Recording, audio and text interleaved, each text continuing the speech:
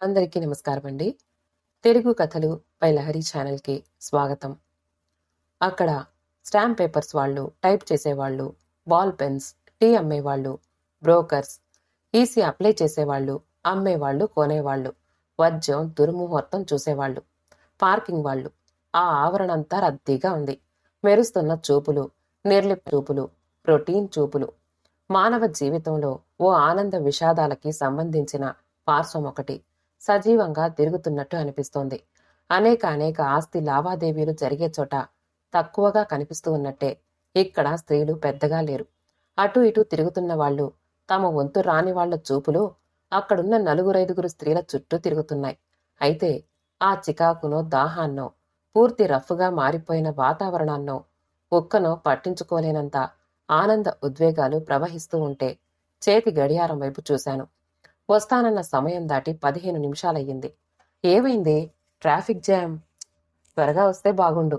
ఎప్పుడెప్పుడు పని పూర్తవుతుందా అని ఒకటే ఆత్రం. ఆ కళ్ళ వెలుగు చూడాలి. ఎంతో కాలంగా ఆ కళ్ళల్లో తిరిగి తిరిగి గూడు కట్టుకునే దుఃఖానికి ముగింపు. ఇక మీదట ఆ కళ్ళల్లో సదా వెన్నెల వెలుగు. ఆ దాటి వచ్చిన అనేకనేక అనుభవాలు సంతోషాన్ని ఇచ్చాయి, ఉత్సాహాన్ని ఇచ్చాయి, ఉద్వేగపూరితమైనాయి, శాంతిని ఇచ్చాయి, అశాంతిని కలిగించాయి, ప్రేమపూరితమైనవి, బాధామయమైనవి, జీవితపు దారుల్లా అనేక అనుభవాలని చూసిన ఆ జ్ఞాపకాలు భిన్న రంగుల్లో మెరుస్తోన్న ఆ ఒక్క జ్ఞాపకం నన్ను నిరంతరం ఓ మెలకువలో ఉంచేది.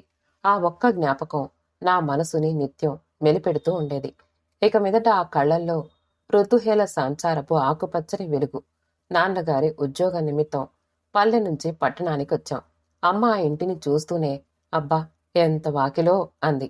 గుత్తులు గుత్తులుగా పల్లెంతా పూసిన తురాయి పూలని, మంకెన పూలని, విరబూసిన రాధా మనోహరాలని, మల్లెపూలని వదిలి వచ్చిన బెంగతో ఆ ఇంటి చుట్టూ ఉన్న విశాలమైన ఆవరణని చూస్తే అమ్మకి కాస్త బాధ తగ్గినట్టుంది. ఎత్తుకోమని మారాం చేస్తున్న చిన్న తమ్ముణ్ణి ఎత్తుకుని నూతి గట్టువైపు నడిచింది. నూతిలోకి తొంగి చూసి, పోనీలే, నీళ్లు కాస్త పైకే ఉన్నాయి. మళ్లీ మరోసారి తొంగి చూసింది. నిండైన బావిని చూస్తూ, కాస్త పైకి ఉండటం ఏంటే, వర్షాకాలంలో చేదతో అందుకునేట్టున్నాయి అనుకుంటూ చేత్తో గిలకని తిప్పింది. గణగణ శబ్దం. 2 నూనె చుక్కలు వేస్తే సరి, మెత్తగా తిరుగుతుంది. 4 చెంబుల నీళ్లు పోసుకుని పాలు పొంగించింది. పల్లెలో పిట్టల్లా రివ్వున ఆ కొమ్మల్లో నుంచి, ఈ పువ్వుల నుంచి, ఆయా ఫలాల నుంచి సంబరంగా పెరిగిన మాకు ఆ ఫెన్సింగ్ సరిహద్దుల్లోనే మా ఆట, పాట, మాట అనే సంగతి బోధపడగానే మా పసి హృదయాల్లో ఇదేమిల్లు, మన ఊరెళ్ళిపోదాం అనిపించింది. అసలే పల్లెలో అవి తిరునాళ్ల దినాలు. ఆ ఉత్సవాన్ని వదిలిచ్చినందుకే బాధగా ఉంటే ఈ ఇల్లు ఒక్క జామి చెట్టైనా లేని ఆ ఇంటిని, ఆ ఇంటి చుట్టూ ఉన్న కర్రల ఫెన్సింగ్ ని చూస్తూ ఉంటే తిరిగి మా పల్లెకి వెళ్ళిపోవాలి అనిపించింది. తిరిగి చిన్న తమ్ముడు గొడవ. వాణ్ణెత్తుకుని అటూ ఇటూ తిప్పుతూ ఉంటే పక్కింటి ఆవరణ కాస్త పచ్చగానే కనిపించింది. ఇంటి వెనుక 2 ఎర్రగన్నేరు పూల చెట్లు కనిపించాయి. వారం రోజుల్లో చెల్లాయిలిద్దరూ వీధిలో పిల్లలతో చెలిమి కట్టేశారు. అమ్మ నేలను చదును చేసింది. నాన్నగారు విత్తనాలు తీసుకొచ్చారు. అమ్మ కొన్ని మొక్కల్ని పోగేసింది. నూతిగట్టుకి ఓ పక్కగా అరటి మొక్కలు వేసింది. పెరటి నిండా కూరగాయల మొక్కలు. ఫెన్సింగ్కి దొండ, కాకర తీగలు పాకించింది. ఓ పక్కంతా ఆకుకూరలు వేసింది. ఓ వారగా పచ్చ కనకాంబరాలు, సాయంకాలపు ఎండకి పూసే చంద్రకాంతులు, రాత్రులకి పరిమళాలిచ్చే జాజిపూలు, సంపెంగలు, విరజాజులు, మాలతీ తీగలు, తొలిజాముల వెలుగుకి విచ్చుకునే రేఖ మందారాలు, ముద్ద మందారాలు, ఎర్ర మందారాలు, చిరుజల్లుల్లో జినియాలు, నీలగోరింట పూలు, చిరు చలిగాలులకి వికసించే చిట్టి చామంతులు, ఎర్ర చామంతులు, తెల్ల చామంతులు, ముద్దబంతులు, చిట్టిబంతులు, సీమబంతి పూలు, తెలుపు, పసుపు, పర్పుల్, గులాబీ, పచ్చ డిసెంబర్ పూలు, కాలమంతా పలకరించే గులాబీలు, నిత్యమల్లె, నందివర్ధనం, వంగ, బెండ, టమేటా, చిక్కుళ్ళు, ఆనపకాయలు, గుమ్మడి, బీరపూల వెలుగులో తెల్లని చిక్కుడు పూలు, చిన్న ఉసిరి, జామ, వేసవి, సాయంకాలాల్లో ఉరిమే ఆకాశం, ఆషాఢపు ఆరుద్రలు, గోరింటాకుని మెత్తగా నూరి చేతుల్లో చందమామని నింపుతూ ఏరువాకని గుర్తు చేసుకునేది.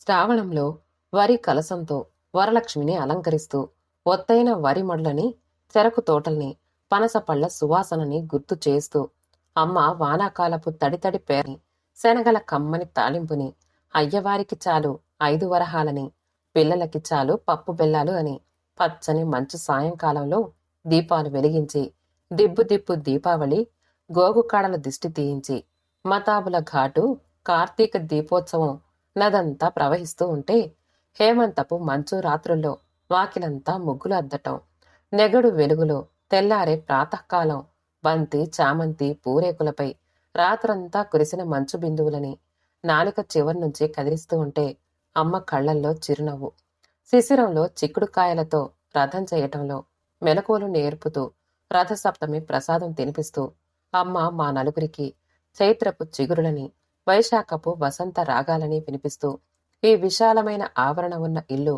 మనకి అద్దెకి దొరికి ఉండకపోతే ఏమైపోదుమో, సొంతూరిని, అమ్మ వాళ్ళని, అత్తయ్యని, స్నేహితుల్ని, బంధువుల్ని వదిలి వస్తూ ఉంటే దుఃఖం వచ్చింది.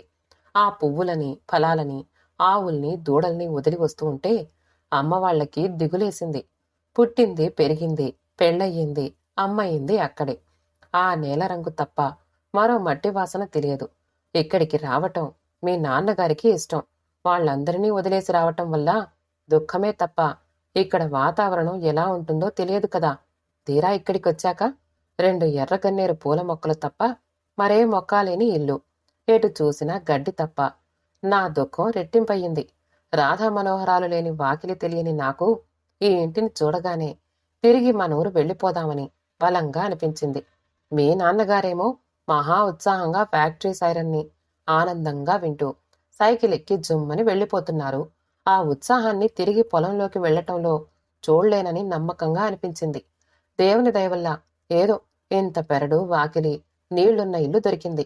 ఏవో 4 పువ్వులు, కూరలు కంటికి ఇంపుగా. ఈ పాటికి మన ఊర్లో మామిడికాయలు విరివిగా వచ్చుంటాయి. కోయిలలు వచ్చేసుంటాయి. వేసవి సెలవులకి ఇంటికి వెళదాం. మీ నాన్నగారికి వీలు కాకపోతే 4 రోజులు క్యాంటీన్లో తినగలరేమో కనుక్కుందాం. అది వీలు కాదంటే నేనుండిపోతా. మీరు మాత్రం వెళ్ళి సెలవులంతా ముంజలు, మామిడి పళ్ళు తినండి. అమ్మమ్మతో మల్లెపూల జడ కుట్టించుకోండి.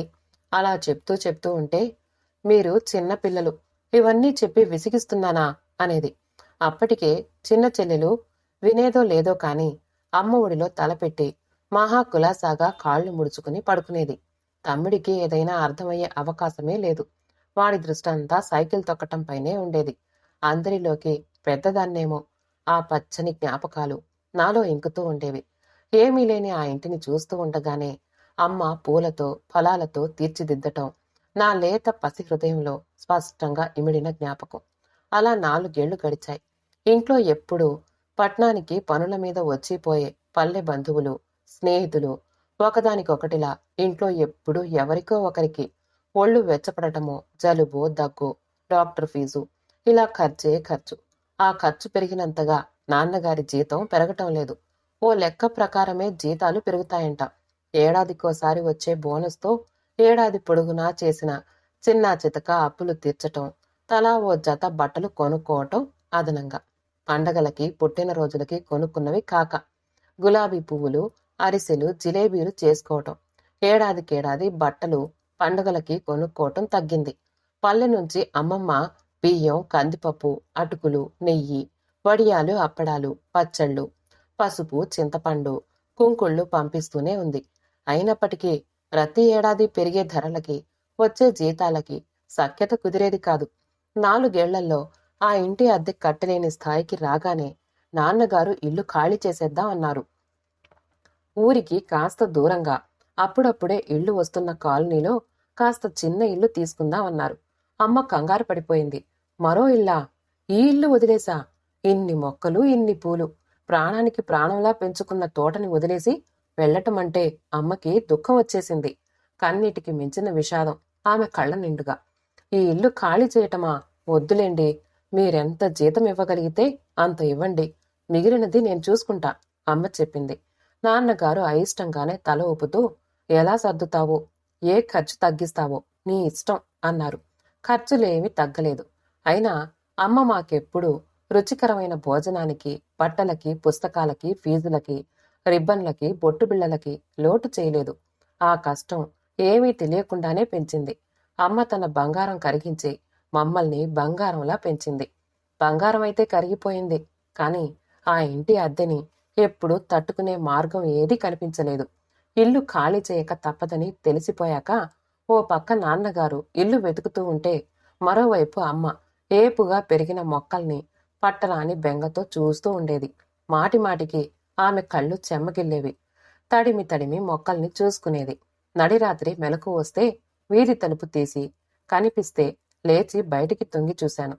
పసుపచ్చని శరత్కాలపు వెన్నెలతో ముచ్చట్లాడుతున్న పసుపచ్చని చామంతుల చెంత అమ్మ కూర్చొని ఉంది. అంత చల్లని వెన్నెల్లో ఆమె దుఃఖపు సెగ నా మనసుని దుఃఖమయం చేసింది. సొంత ఇల్లు ఉంటే, సొంత ఇల్లు ఎందుకు లేదో, ఆ ఇంటి నుంచి మరో ఇంటికి, ఆ మరో ఇంటికి వెళ్ళాక కూడా అమ్మ అప్పుడప్పుడు ఆ పాత ఇంటి వైపు వెళ్ళి బయట నుంచి ఆ మొక్కల్ని చూసుకుని వస్తే ఉండేది. ఈ కొత్త ఇంట్లో కాస్త ఖాళీ జాగా ఉంది. అమ్మ ఆ నేలని చదును చేసి మొక్కలు వేసింది. ఆ గులాబీలని కుండీల్లో వేయి, బోలెడన్ని డబ్బులు పోసి కొనటం, అలా పరాయి పాలు చేయటం ఎందుకని ఇంటికొచ్చిన పెద్దాయన అమ్మకి సలహా ఇచ్చారు. అమ్మ విన్నదే తప్ప ఆ పని చేయలేదు. 2 ఏళ్లకి ఆ స్థలమంతా పచ్చగా పూస్తూ ఉండగా ఇల్లు ఖాళీ చేయాల్సొచ్చింది. ఆ ఇంటి వాళ్ల బంధువులకి ఇల్లు కావాల్సొచ్చి, ఆ ఇంటి నుంచి మరో ఇల్లు, ఆ మరో ఇంటి నుంచి ఇంకో ఇల్లు, ఆ ఇంకో ఇంటి నుంచి ఇంకొక ఇల్లు, ఇలా సంవత్సరానికో 2 ఏళ్లకో 4 ఏళ్లకో ఇల్లు ఖాళీ చేయాల్సొచ్చినప్పుడంతా అమ్మ కళ్లల్లో విషాదం. అదే విషాదం. తల్లి పిల్లల్ని తప్పనిసరిగా వదిలిపెట్టే పరిస్థితుల దుర్మార్గపు విషాదం. ఏదో గుండెలని పట్టుకున్న బరువు. ఎందుకా మొక్కలు వేయటం? ఇల్లు ఖాళీ చేసినప్పుడల్లా నువ్వు బాధపడటం. ఎప్పుడైనా ఇల్లు కొనుక్కుంటే అప్పుడు వేసుకోవచ్చు, నాన్నగారు దిగులుగా అనేవారు. ఆమెకు చిన్ని కలని, ఆశని ఇస్తూ ఉండేవారు. పోన్లెండి, ఎన్నాళ్ళు ఏ ఇంట్లో ఉంటే అంతే ప్రాప్తం అనుకుంటా. ఆ ఇంట్లోకొచ్చిన వాళ్ళు సంతోషిస్తారు.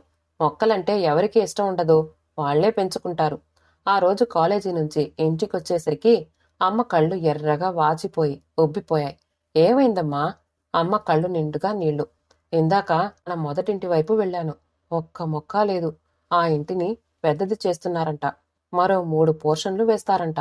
ఆ మొక్కలన్నింటినీ కళ్లల్లో నీరు ధారగా బుగ్గలపై వేళ్లతో సహా మొక్కల్ని పెకిలించటాన్ని తలుచుకుని తలుచుకుని అమ్మ బాధపడుతూనే ఉంది. సొంత ఇల్లు లేకపోవటం వల్లే కదా ఈ బాధ అనిపించింది. అప్పట్నుంచి అమ్మ మొక్కలు వేయటం తగ్గించేసింది. వాటి మీద అపేక్షని మొత్తంగా వదులుకోలేకపోయింది. కూరగాయల్ని, ఆకుకూరల్ని వేస్తూ ఉండేది. రాను రాను కాస్త పెరడు వాకిలి ఉన్న ఇల్లు అద్దెకి దొరకటం అరుదైపోయింది. కాస్తంత జాగా ఉన్న ఓ పోర్షన్తో సర్దుకోవటమే. అమ్మ సంతోషాన్ని బలవంతంగా లాక్కున్నది ఎవరు? అమ్మ దుఃఖం నన్ను మెలిపెడుతూనే ఉంది. యూనివర్సిటీలో జాయిన్ అయిన కొత్తలోనే నాన్నగారి నుంచి ఫోన్ వచ్చింది. హైదరాబాద్లో పెద్ద ఉద్యోగం వచ్చిందని.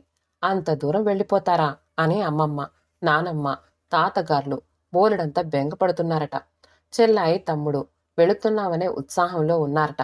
ఎప్పట్లాగే అమ్మ ఏమీ అనలేదట. వీలు చూసుకుని హైదరాబాద్ రా, పెద్దమ్మగారింటికి వెళ్తున్నావా? జాగ్రత్తగా ఉండు, బాగా చదువుకో. ఆ నీకు ఆ విషయం చెప్పక్కర్లేదనుకో, ఇదిగో అమ్మ మాట్లాడుతుంది అని అమ్మకి రిసీవర్ ఇచ్చారు. వేళకి తింటున్నావా? నీకు చాలా దూరం అవుతుంది. రాత్రంతా ప్రయాణం చేయాలట. నువ్వక్కడికి రావాలంటే పెద్దమ్మగారింట్లో అడిగానని చెప్పు. తమ్ముడు, చెల్లాయిలు బాగున్నారు. నీ ఆరోగ్యం జాగ్రత్త. అమ్మమ్మ జున్ను పంపించింది, నీకిష్టం కదా. ఎంత గుర్తొచ్చావో.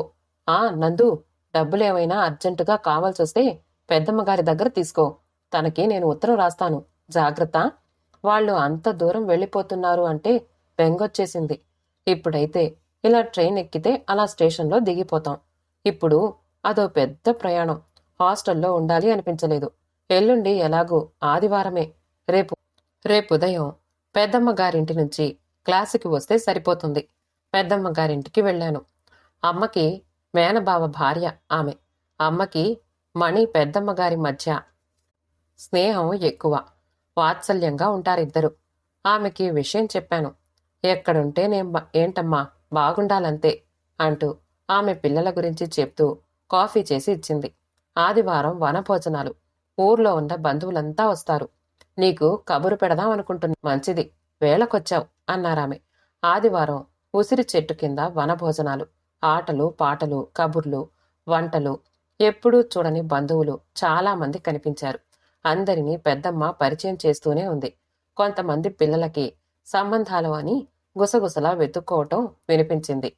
ఈ అబ్బాయి ఆ అబ్బాయి అంటూ పెద్దమ్మ నాకు అస్సలు పరిచయం లేని బంధువుల పిల్లల్ని పరిచయం చేస్తోంది. మీ యూనివర్సిటీలోనే రవి సైన్స్ స్టూడెంట్ అంది.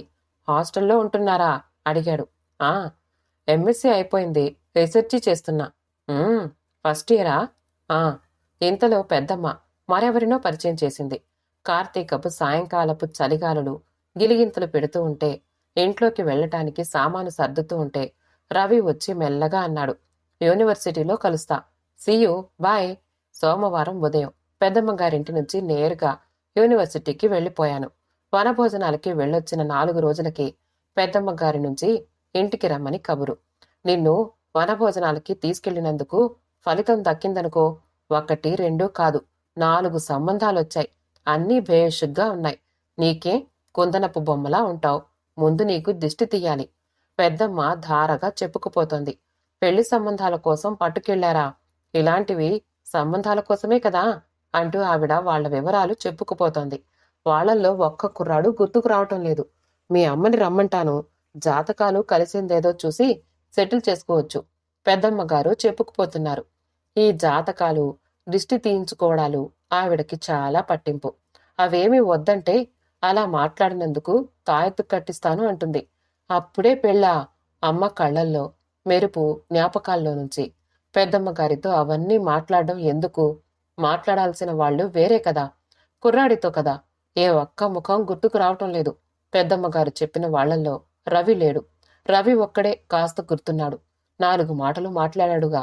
అమ్మతో మాట్లాడాక అమ్మ వస్తుంది కదా, ఆ 4 రోజులు నువ్విక్కడే ఉండు అన్నారు పెద్దమ్మ. 2 రోజుల తర్వాత క్లాస్ అయ్యాక దారికి అటూ ఇటూ బఠానీ తీగలు దట్టంగా అల్లుకున్న సన్నని కాలిబాట నుంచి క్యాంటీన్ వైపు వెళ్తూ ఉంటే, నందనా అంటూ నవ్వుతూ ఎదురొచ్చాడు రవి. క్యాంటీన్కా? ఆ. అలా డౌన్కి వెళ్దామా? సముద్రం వైపుకా? ఆ అంటూ నవ్వుతూ. మీ ఆ ఊలు నాకొచ్చేస్తున్నాయి అన్నాడు. ఇద్దరం సముద్రం వైపు నడుస్తున్నాం. అప్పలకొండ టీ బండి నుంచి 1/2 టీ తీసుకొచ్చాడు. విశాలమైన సముద్రంలో అక్కడో నౌక ఇక్కడో నౌక బొమ్మల్లా కనిపిస్తున్నాయి. కాసేపు యూనివర్సిటీ ప్రొఫెసర్ల క్లాసులు, హాస్టల్ విషయాలు మాట్లాడుతూ, మీరు మరోలా అనుకోనంటే మీతో ఓ విషయం మాట్లాడాలి అనుకుంటున్నా. నేనింత త్వరగా ఈ విషయం మాట్లాడాల్సి వస్తుంది అని అనుకోలేదు. పరిస్థితులు అలా వచ్చాయి. వనభోజనాలప్పుడు మిమ్మల్ని చూశానా? చూడగానే నచ్చారు. ఆ విషయాన్ని నాలోనే దాచుకున్నా. ఆ మర్నాడు సాయంత్రం మీ ప్రస్తావన అమ్మ తీసుకొచ్చింది. తనకి మీరు నచ్చారు. మీరు నాకు నచ్చారో లేదో చెప్పమంది. కాస్త టైం కావాలి అన్నాను. మీతో మాట్లాడాలి. మీరేమనుకుంటున్నారో తెలుసుకోవాలి. అప్పుడు చెప్తే మీ పెద్దాళ్లతో మాట్లాడొచ్చు. మీ ప్లాన్స్ తెలియకుండా మిమ్మల్ని ఇబ్బంది పెట్టాలి అనిపించలేదు. పెద్దమ్మ చెప్పిన సంబంధాల్లో రవి ఇందుకని లేడన్నమాట. చక్కా నవ్వాడు కదా. లిస్టులో లేడేంటి అనుకున్నా. మీకింత త్వరగా చెప్పాల్సిన పరిస్థితి తెచ్చింది మీరే. నేనా? మీకోసం చాలామంది లైన్లో ఉన్నారని అమ్మకి తెలిసిందట. త్వరగా విషయం చెప్పు, వాళ్లతో మాట్లాడతా అంది. నాకో చెల్లెలు. ఆ రోజు చూశారుగా, వసపిట్ట. నాన్నగారు లెక్చరర్. పాండురంగాపురంలో ఇల్లు కట్టారు. అందులోనే ఉంటున్నాం. అమ్మని నాన్నగారిని చూశారుగా. నా చదువు తెలుసు. అమెరికా వెళ్లాలని లేదు. ఇండియాపై ప్రేమ అనుకోవచ్చు. కాని అసలు నా ప్రేమంతా ఈ సముద్రం పైన. ఇంత అందమైన తీరమున్న పట్టణం లేదు. ఇంత అందమైన సముద్రమూ లేదు. చాలా ఇష్టం. వదల్లేను. ఉద్యోగం కూడా ఇక్కడే అన్నాడు. ఏం చెప్పాలి? ఎదురుగా ఉన్న సముద్రం అంతా ఓ పచ్చని కెరటంలా లేస్తోంది. ఈ పచ్చదనం నా మనసులోనిది. నందన, టైం కావాల్సొస్తే తీసుకోండి. ఇష్టం లేకపోయినా ఇబ్బంది పడకండి. కాస్త టైం కావాలి. అతను చిన్నగా నవ్వి, మీకు కావలసినంత తీసుకోండి, కాని ఆలోచించండి అన్నాడు. రవితో మాట్లాడాలి. నేను చెప్పబోయే విషయాన్ని అర్థం చేసుకునే కుర్రాడిలాగే ఉన్నాడు. పెళ్లికి నా అభిప్రాయం ముఖ్యమని అనుకున్నాడుగా. ఆ మిగిలిన వాళ్లతో మాట్లాడే అవకాశం కూడా కనిపించటం లేదు. అదీకాక రవి మాటలో నవ్వులో లాక్కునే లక్షణం ఏదో ఉంది. ఏ ఉన్నా కూడా ముందు నేను చెప్పబోయే విషయాన్ని వాళ్లు ఎలా తీసుకుంటారు అన్నదానిమీదే సహచరుడి ఎంపిక. అవుట్ గేట్ దగ్గర రవి కనిపించాడు. ఇద్దరం అప్పలకొండ టీ బండి దగ్గరికి వెళ్ళాం. 1/2 టీ. సాయంకాలపు వెలుగులో నీలంగా మెరుస్తోంది సముద్రం. అమ్మ వాళ్ల విషయాలు తెలుసుగా. నా విషయం చెప్తా. ఉద్యోగం చేస్తా. సగం జీతం మాత్రమే ఇంటికి ఇస్తా. మిగిలిన సగం సేవింగ్స్. ఆ సేవింగ్స్ ఎప్పటికీ మన ఇంటి కోసం ఖర్చు చెయ్యను అన్నాను. ఇందులో నేను కాదనటానికేముంది? ఏమో, నాకు తెలియదు. నా భయాలు నావి. ఓ 10 ఏళ్ల తర్వాత ఆ డబ్బు కావాలి అనిపించినా ఇవ్వను. మొత్తం దాచుకో. నా జీతం ఉంటుందికా. అది న్యాయం కాదు. సగం చాలు. ఆ డబ్బులు ఎందుకంటే మా అమ్మకో ఇల్లు కొనిద్దామని. రవి క్షణకాలం నా వైపు చూసి నవ్వాడు చిన్నగా. ఆ నవ్వులో ప్రశంస నిండుగా ఉంది. ఇద్దరం తిరిగొస్తూ ఉంటే పాండురంగపురం వైపు రాగానే అదే మా ఇల్లు అని చూపించాడు. నీ బండెక్కడో ఉంచి నాతో పాటు నడవాల్సొస్తోందిగా అన్నాను. బండెక్కుతావో లేదో తెలియదు కదా. దేవి గుడి ముందుకొచ్చాక నేను వెళ్ళనా అడిగాను. మీ హాస్టల్ వచ్చేస్తుంది కదా. ఆ. 2 రోజుల తర్వాత పెద్దమ్మ హడావిడిగా ఫోన్ చేసి త్వరగా రా అంది. చిక్కని కాఫీ ఇస్తూ నీకు ఇంకో సంబంధం వచ్చింది. ఆ రోజు నీతో మాట్లాడాడు చూడు రవి అని. వాళ్ళకి నచ్చావట. ఏదో విషయం చెప్పు అన్నారామె. రవి విషయం మాట్లాడు. పెద్దమ్మ ఆశ్చర్యంగా చూసి అమ్మ దొంగ అంది నవ్వేస్తూ. 10 రోజుల తర్వాత ఇంటికి వెళుతున్నట్టు రవికి చెప్పాను. గోదావరి ఎక్స్ప్రెస్ కంపార్ట్మెంట్లోకి ఎక్కి బర్త్ కింద సూట్ కేసు పెట్టి పైకి లేవబోతూ ఉంటే తిరిగి ఎప్పుడొస్తావు అన్నాడు రవి. నీకెలా తెలుసు నేను ఈరోజు వెళ్తున్నానని? 10 రోజుల తర్వాత అన్నావు కదా. ఆ. త్వరగా రా. ఫోన్ చేయనా? నెంబర్ ఇచ్చాను. త్వరగా వచ్చేయ్. అతను అలా బెంగపడుతూ ఉంటే బెంగేసింది. ట్రైన్ కదుంటే అరిటాకులో చుట్టిన సింహాచలం సంపెంగ పూలమాల ఇచ్చాడు. ఆ పరిమళం అంటే నాకెంతో ఇష్టం. త్వరగా వచ్చేస్తా చెప్పాను. అతను నవ్వాడు తేటగా. చారెడు మట్టి కూడా లేని అపార్ట్మెంట్ జీవితంలో అమ్మ గులాబీలను, రేఖ మందారాలను, మనీ ప్లాంట్ను కుండీల్లో పెంచుతోంది.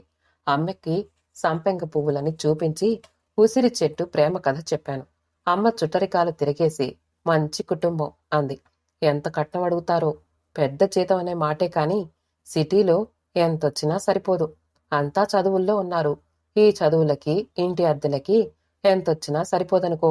అయినా పెళ్లిళ్ళు చేయమనలేం కదా. మంచి సంబంధం.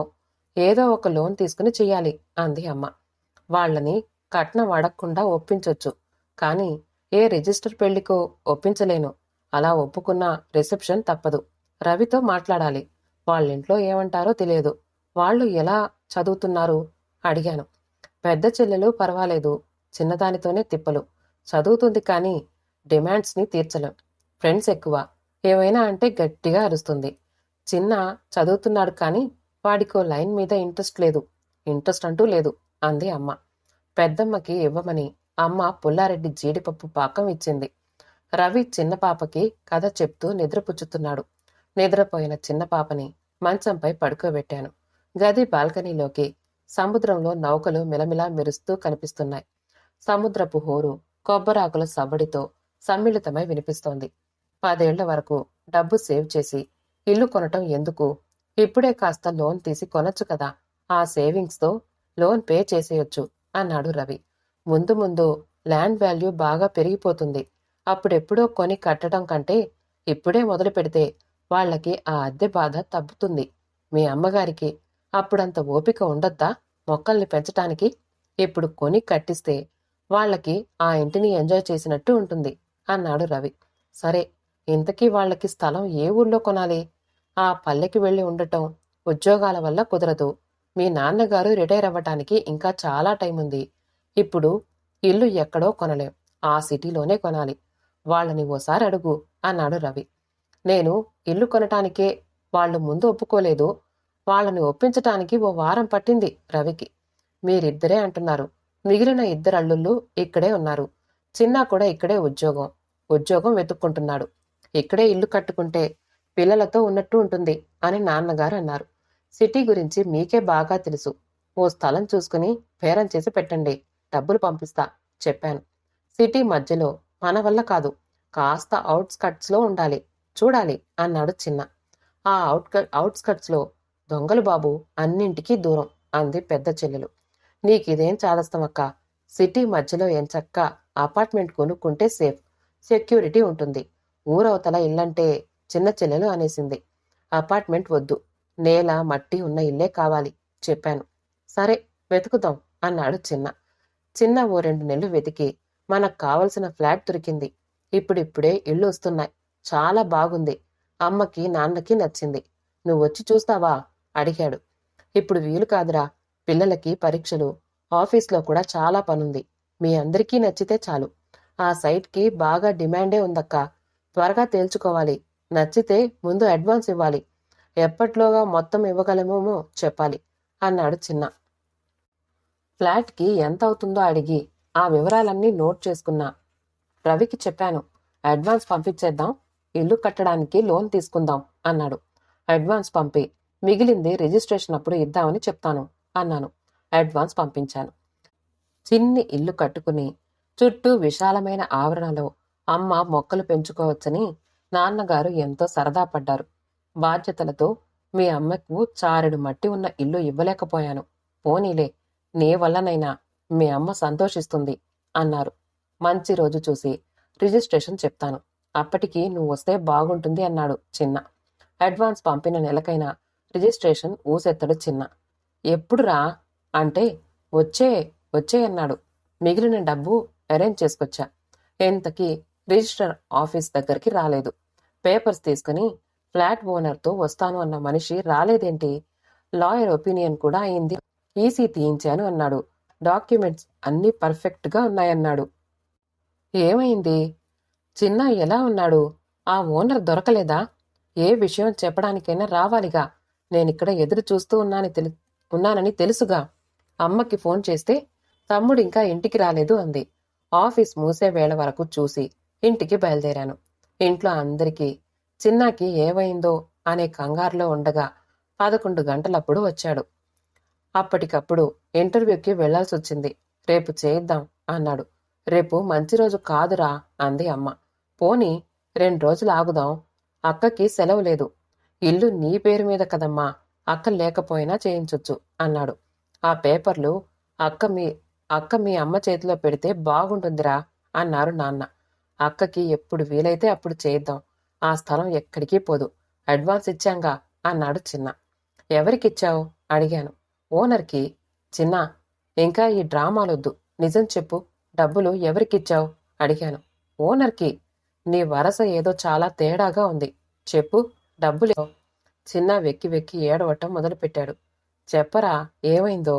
ఇద్దరం కలిసే ఏడుద్దాం అన్నాను. ఎక్కడా ఉద్యోగం రావటం లేదు. డబ్బిస్తే అమెరికా పంపిస్తానంటే ఇచ్చాను. వాడు ఇవాళ రేపు అంటున్నాడు. పేపర్స్ ఇవ్వటం లేదు. వాడు పారిపోయాడని తెలిసింది. అమెరికా వెళ్ళి నీకీ విషయం చెప్దామనుకున్నా. ఓ ఏడాదిలో బాగా సంపాదించి సిటీ మధ్యలోనే ఇల్లు కొందాము అనుకున్నా. అమ్మకి ముందే చెప్తే మీరు ఒప్పుకోరని చెప్పలేదు. వాడు పారిపోయాడు. మోసం చెయ్యాలని నాకు లేదు. ఇలా అయిపోయింది. ఉద్యోగం లేక డిప్రెషన్ వచ్చేస్తూ ఉంటే డిస్సపరేట్గా చేశా. వెక్కుతూ వెక్కుతూ చెప్తున్నాడు. పోనీలేరా చిన్న, ఏడవకు. నాన్న, అమ్మ వాణ్ణి ఓదారుస్తున్నారు. ఆకుపచ్చ జ్ఞాపకం భళ్ళుమని పొంగుకొస్తున్న నా దుఃఖాన్ని ఎవరు ఓదార్చగలరు? తిరిగి అన్ని లక్షలు ఎలా పోగేస్తా? సుళ్ళుగా దుఃఖం తిరుగుతూ ఉంటే భుజం మీద మెత్తని చెయ్యి అమ్మది. మనసు కష్టపెట్టుకోకు. చిన్నాడు ఏదో ఆశపడ్డాడు అమ్మ అంది. చిన్న భుజం మీద చెయ్యి వేశాను. అక్క, సారీ. వెక్కుతున్నాడు. తిరిగి ఆకుపచ్చ జ్ఞాపకాన్ని వెతుక్కుంటూ నెరవేర్చాలి అనే ఆకాంక్షతో కదిలాను. కథ సమాప్తమండి. కథ నచ్చితే లైక్ చేయండి, షేర్ చేయండి, కామెంట్ చేయండి. మా ఛానల్ తెలుగు కథలు బై లహరిని సబ్స్క్రైబ్ చేసుకోండి. ఆల్ అనే బెల్ బటన్ని నొక్కండి. మళ్ళీ కలుద్దాం ఇంకో మంచి కథతో.